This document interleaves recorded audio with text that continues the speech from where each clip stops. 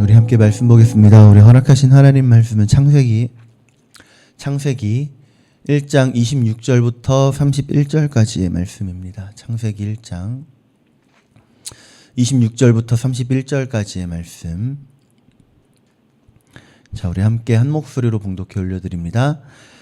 하나님이 이르시되 우리의 형상을 따라 우리의 모양대로 우리가 사람을 만들고 그들로 바다의 물고기와 하늘의 새와 가축과 온 땅과 땅에 기는 모든 것을 다스리게 하자 하시고, 하나님이 자기 형상 곧 하나님의 형상대로 사람을 창조하시되 남자와 여자를 창조하시고, 하나님이 그들에게 복을 주시며 하나님이 그들에게 이르시되 생육하고 번성하여 땅에 충만하라, 땅을 정복하라, 바다의 물고기와 하늘의 새와 땅에 움직이는 모든 생물을 다스리라 하시니라.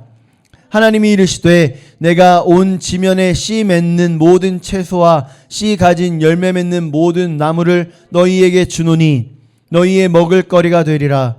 또 땅의 모든 짐승과 하늘의 모든 새와 생명이 있어 땅에 기는 모든 것에게는 내가 모든 푸른 풀을 먹을 거리로 주노라 하시니 그대로 되니라. 하나님이 지으신 그 모든 것을 보시니 보시기에 심히 좋았더라. 저녁이 되고 아침이 되니 이는 6째 날이니라. 아멘. 우리가 금요일 밤마다 창세기를 계속 보고 있어요. 금요일 예배 때마다 창세기를 계속 보고 있고, 오늘 말씀 같은 경우에도 우리가 창세기 강해를 시작한 그 초반부에 계속해서 나눴던, 아마 이 1장의 말씀만으로도 꽤 오랜 시간을 나눴을 정도로 많이 봤던 그 말씀입니다. 그래서 오늘 이 말씀의 내용이 여러분 잘 기억이 나실 거라고 생각을 해요. 기억 나시죠? 안 나도 돼요. 저도 기억 안 나요. 저도 기억 안 나는데 뭐. 네. 이 세상은 하나님이 만드셨습니다. 아멘이 안 나오면 뭐 그건 뭐 아멘. 이 세상 하나님 만드셨어요. 끄덕끄덕 말고 아멘을 하시라고요. 아멘. 아멘. 이 세상은 하나님 만드셨습니다. 이 지구는 물론이고 지구가 속한 은하계도 하나님 만드셨고요. 온 우주를 만드신 분이 우리 하나님이에요. 우리 하나님. 우리 창세기 1장 1절 말씀 외울 때 했던 그 영상에서 제가 했던 드렸던 말씀처럼 이 1장 1절의 말씀만 딱 외우고 믿어도 성경에 믿지 못할 말씀이 없어요. 성경에 아무리 놀라운 일이 뭐 기록이 돼 있어도 아니 뭐 온 우주를 만드셨는데 그까짓 거 못 믿겠어요? 그죠? 그런데 이 창세기 1장의 말씀을 쭉 읽어보면서 가장 눈에 띄는 건 하나님께서 세상을 창조하신 그 순서예요. 순서. 1일차부터 7일까지의 그 순서가 너무나도 눈에 띄는 거죠. 자, 순서를 한번 거꾸로 봅시다. 7일차에 무슨 일을 하셨어요? 쉬셨어요. 네. 그럼 7일차에는 그 창조를 안 하신 거죠? 그럼 6일차에는 뭐 하셨어요? 사람 만드셨어요. 그러면 가장 마지막에 한 게 뭐예요? 가장 마지막에 만드신 건 뭐예요? 쉼을 만드셨어요. 가장 마지막에 만드신 건 뭐예요? 사람이죠. 사람을 만드셨죠. 7일차에 쉬셨지만 만든 거는 6일차에 사람이 마지막입니다. 마지막이에요.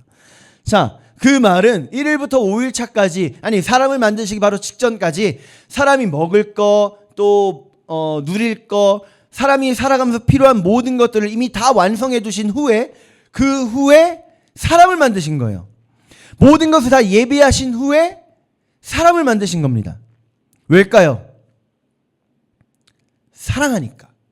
부모가 자녀를 사랑하잖아요. 부모가 자식을 사랑해요. 그래서 부모는 그 사랑을 어떻게 보여주느냐, 안고 뽀뽀하고 뭐 그런 걸로만 사랑을 표현하는 게 아니라 보이지 않는 모습, 내 자녀의 미래를 준비해가는 모습이에요. 미래를. 유치원 다닐 때는요, 초등학교 이제 들어가면 학원 다녀야 되잖아요. 학원비를 미리 준비해놔요. 초등학교 졸업하고 이제 중학교 들어가면요, 중학교 들어가면 뭐 해야 돼요? 교복도 맞춰야 돼요. 그리고 또 학원 더 다녀야 돼요. 많이 다녀야 돼요. 더 많이. 그럼 초등학교 6년 동안 또 그것도 준비해놔요. 교복비 지금은 좀 싼데 옛날 옛적에는 하나 맞추면 70만 원, 80만 원, 막 100만 원까지도 그거 준비했던 때도 있었어요. 특별히 제가 중학교 올라갔던 때는 IMF 때였죠. 그죠? 얼마나 더 힘들었어요. 그럼 중학교, 고등학교 올라가면 이제 끝이냐? 이제 뭐 해야 돼요? 대학교 들어갈 거 준비해야 돼요. 입학금, 등록금 준비해 놔야 돼요. 그죠? 요즘은 베이비붐 시대 때까지는 자녀가 부모보다 부유한 세대였어요. 근데 지금 시대는 어떤 시대냐? 부모가 자녀보다 부유한 시대입니다. 무슨 말인지 알겠죠? 그 베이비붐의 시대 분들이 여전히 자리를 차지하고 계시기도 하고, 뭐 이게 잘못됐다는 얘기는 절대 아니에요. 그렇지만 자리가 부족하다 보니, 또 경제가 어렵다 보니 베이비붐 시대, 그러니까 저의 부모님 세대가 더욱더 지금 자녀들보다 부유한 시대가 지금 시대라는 거죠. 자,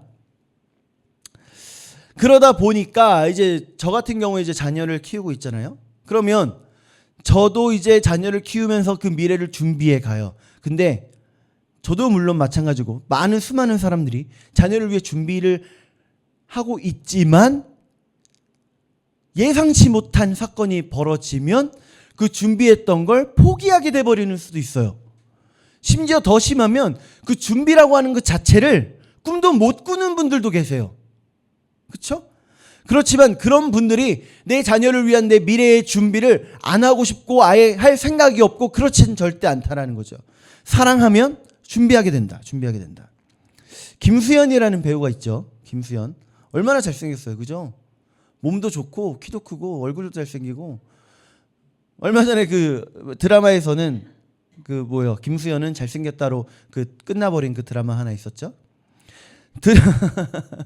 김수현이 정말 괜찮은 배우다, 그 매력을 딱 나타냈던 영화가 저는 개인적으로 은밀하게 위대하게, 보셨나요? 북한에서 그 보내진 간첩이에요, 김수현이. 근데 이 김수현이 무슨 역할이냐, 간첩으로서 무슨 역할을 하느냐, 달동네로 숨어 들어가서 거기에서 정신지체 장애인, 두 글자로 뭐 장애인 비하가 돼버릴지 모르겠는데 안 할래요. 정신지체 장애인이 돼요. 그리고 거기에서 심하면 지령을 받아요. 무슨 지령을 받냐? 길거리 한복판에서 큰일을 봐라 라는 이런 지령까지 떨어질 정도로 그런 정신지체 역할을 감당해내야 되는 그런 간첩이었습니다. 근데 이 김수현이 그 동네에 구멍가게에서 얹혀 살잖아요.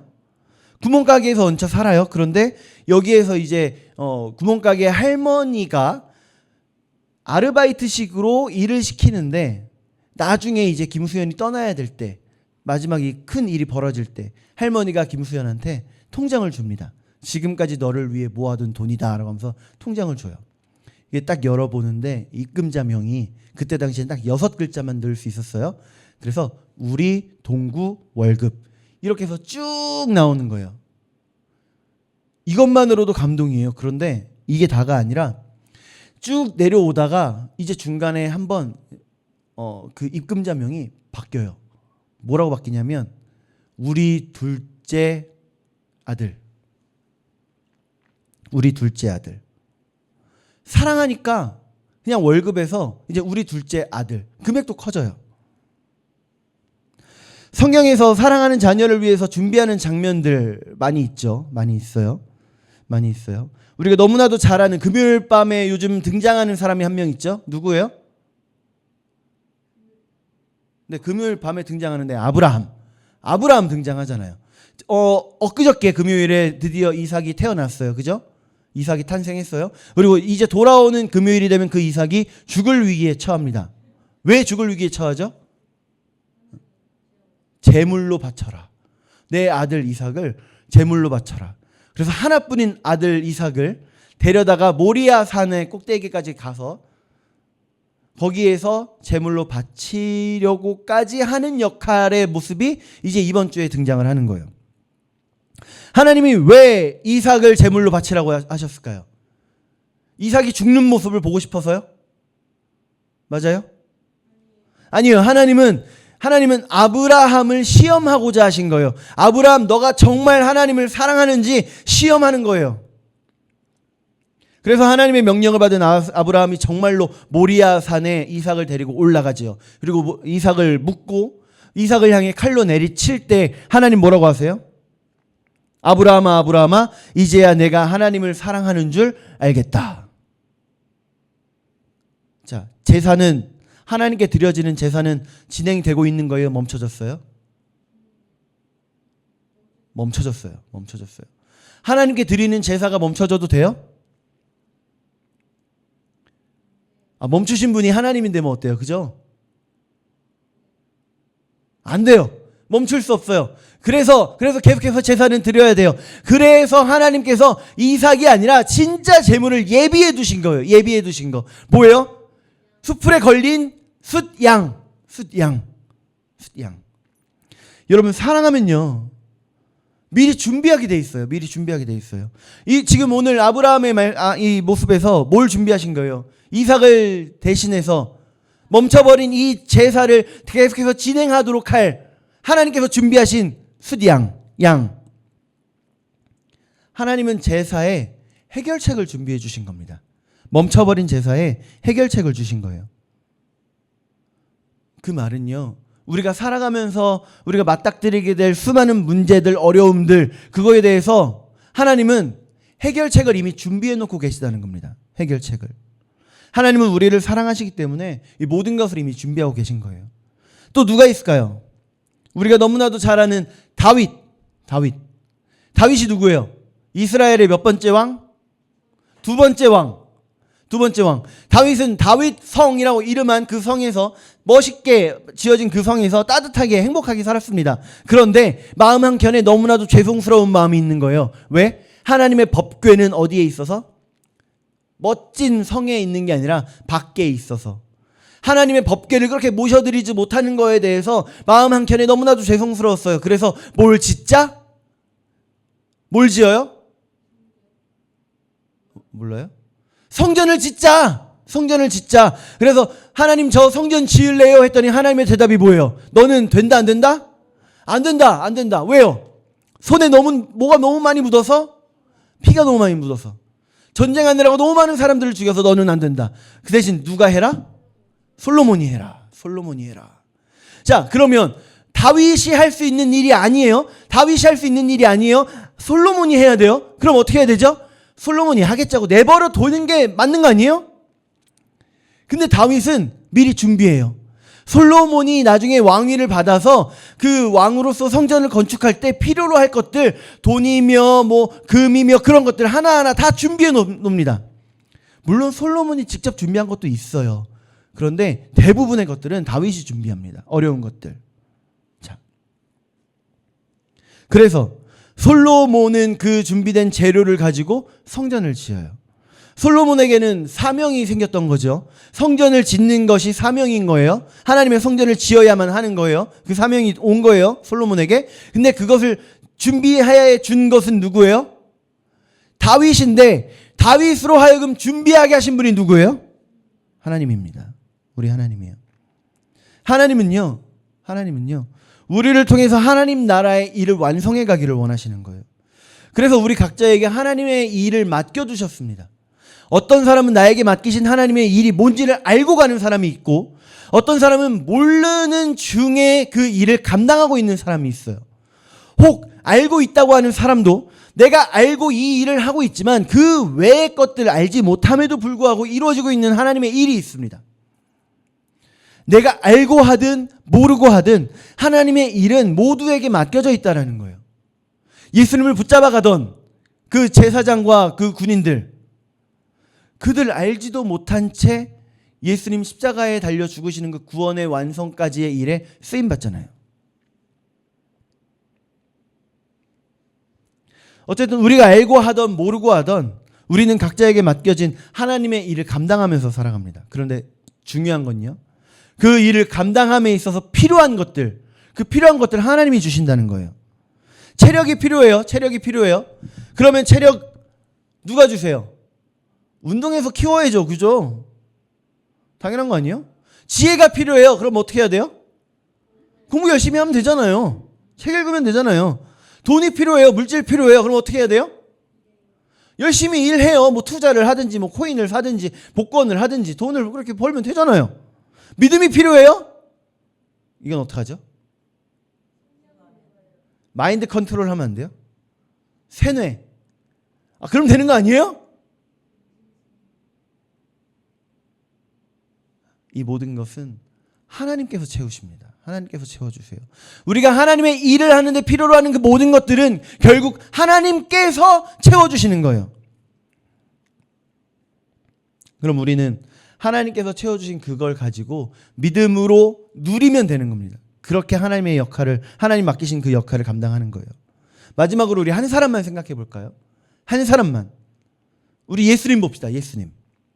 예수님 우리를 구원하시기 위해 십자가에 지셨어요. 죽으시고 하늘로 며칠 만에 올라가세요? 네? 사흘 만에 부활하셨고 40일 만에 하늘로 올라가셨어요. 40일 만에. 자, 올라가셨는데 그 올라가신 이유가 뭐죠?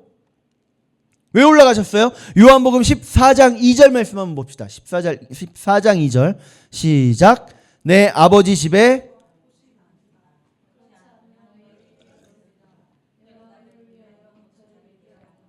왜 가신다고요? 거처를 예비하러. 우리 알고 있죠?